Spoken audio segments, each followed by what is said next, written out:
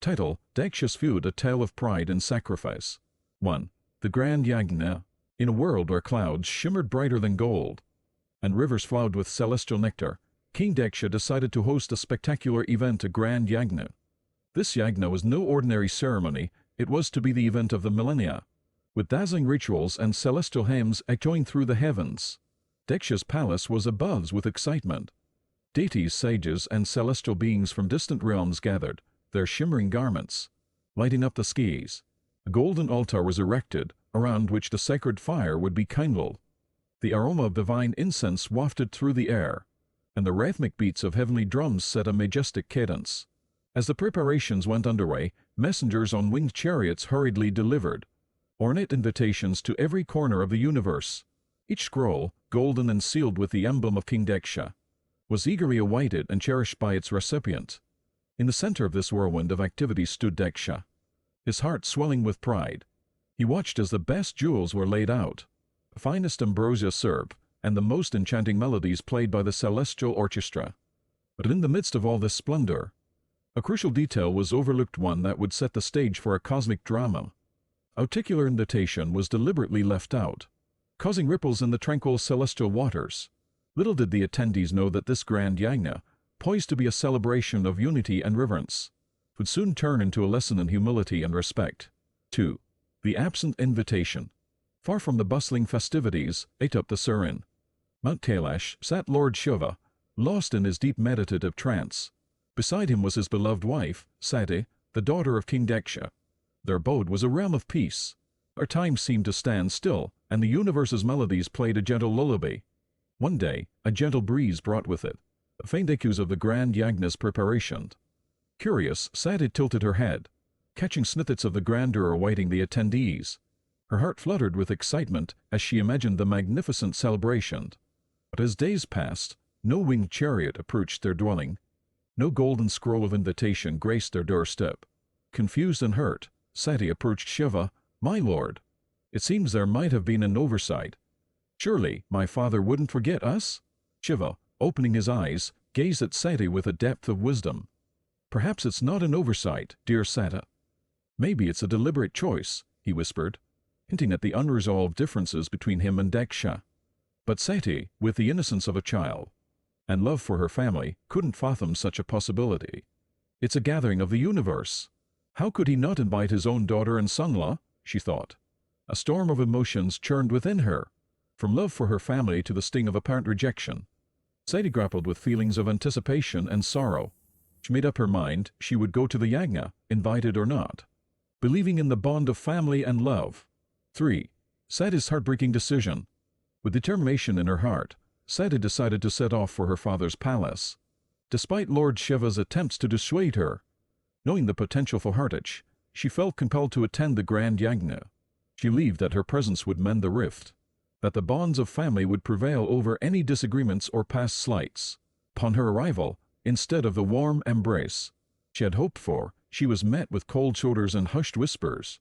Grand halls, filled with radiant lights and echoing melodies, suddenly felt alien and unwelcoming. No one acknowledged her, not even her own kin. She sought her father, King Daksha, in the midst of the grandeur.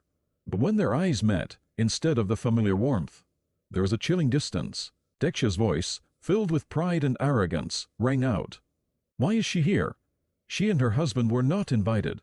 The weight of those words, the realization that the omission was deliberate, crushed Sati's spirit. The hall, filled with countless beings, felt suffocating. The hurt of being ostracized by her own family, the very pillar of love and support, was too much to bear. In the midst of the grand assembly, with a heavy heart, Sati made a fateful decision. As a mark of her protest against the humiliation, and as a testament to her love for Shiva, she invoked her inner fire. The entire assembly watched in shock and sorrow as the flames consumed her, leaving behind a profound silence and an irrevocable rift in the cosmic order. 4. Shiva's wrath unleashed. As the flames rose, consuming Sati, the heavens themselves seemed to tremble. The once jubilant sounds of the Yajna were replaced by gasps of horror and disbelief. But no one was more affected than Lord Shiva. When the news of Sati's heartbreaking end reached Mount Kailash, a storm of sorrow and fury erupted within Shiva. His usual calm and composed demeanor shattered replaced by a tempest of rage. His eyes, which often held the serenity of the cosmos, now blazed with anger. He let out a roar that resonated through the universe, causing even the mightiest of deities to shudder. Summoning his fierce warriors, the Ganas, and taking on his most fearsome form, Rudra, Shiva, descended upon Daksha's palace. The serene skies turned dark, and thunderbolts cracked, signaling the wrath of a heartbroken god. The once splendid yajna turned into a battleground. The celestial beings, who had moments ago been part of a grand celebration, now fled in fear. Shiva, in his anguish, sought out Daksha amidst the chaos. Finding him, Shiva's rage manifested as a fierce energy, decapitating Daksha in an act of retribution. Grand Yajna was in ruins, its sacred fire now witnessing the consequences of pride and arrogance. Yet, as the dust settled, a heavy silence enveloped the scene. Shiva, clutching Sati's lifeless form, sat amidst the destruction, his tears flowing freely. The god of destruction, in his profound grief, showcased the vulnerabilities even deities possess, teaching all a lesson in love, loss, and the consequences of actions. 5. The rebirth of Daksha. The aftermath of the celestial confrontation left the heavens in mourning.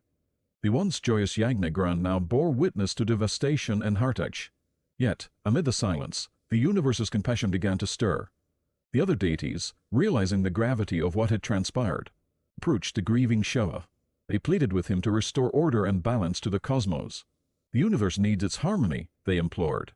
Shiva, his wrath subsided and replaced with the weight of sorrow, understood the importance of reconciliation. He decided to give Daksha another chance. Using his divine powers, Shiva restored Daksha's life. But instead of his original head, Daksha was bestowed with the head of a goat, a symbol of humility and a constant reminder of the consequences of unchecked pride. Daksha, revived and humbled, knelt before Shiva. With tears in his eyes, he realized the enormity of his mistakes. "I let my arrogance blind me, and for that I paid a heavy price," he lamented. Embracing his newfound humility, Daksha became one of Shiva's most devoted followers.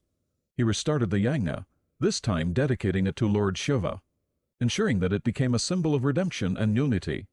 The heavens slowly regained their vibrancy, with celestial beings returning to celebrate the renewed Yajna.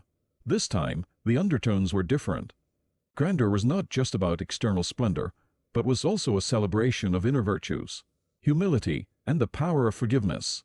6. Lessons from the cosmos. As time flowed, the tale of Daksha's Yajna became a legend, told and retold in countless corners of the universe. It was not just a story of a grand ceremony or of celestial conflicts, but it resonated with profound truths that even the gods had to learn. Children gathered around ancient sages, their eyes wide with wonder, as they heard about Shiva's love for Sati, Daksha's pride, and the dramatic turn of events at the Yajna. They learned how even the mightiest can falter, and how the most profound pain can lead to understanding. Daksha's transformation from a proud king to a humble devotee taught them the value of humility. They realized that arrogance can blind one to the feelings and rights of others. The rebirth with the goat's head became a symbolic lesson on second chances and redemption. Sati's deep love and sacrifice highlighted the strength and purity of true love. Her devotion and the tragic end was a testament to the power of emotion, and the lengths one might go for their loved ones.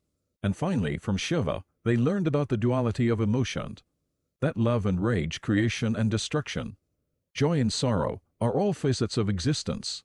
As the story concluded, a hush would fall upon the listeners. The tale was not just a bedtime story, but a mirror to life's profound lessons. And thus, from the vast cosmos to the smallest household, the saga of Daksha's Yajna became a timeless parable, reminding every listener about the intricate dance of emotions, the importance of humility, and the eternal journey towards understanding and growth. The end. Thank you for watching. I hope you enjoy the next piece. Please give a like and subscribe. Thank you.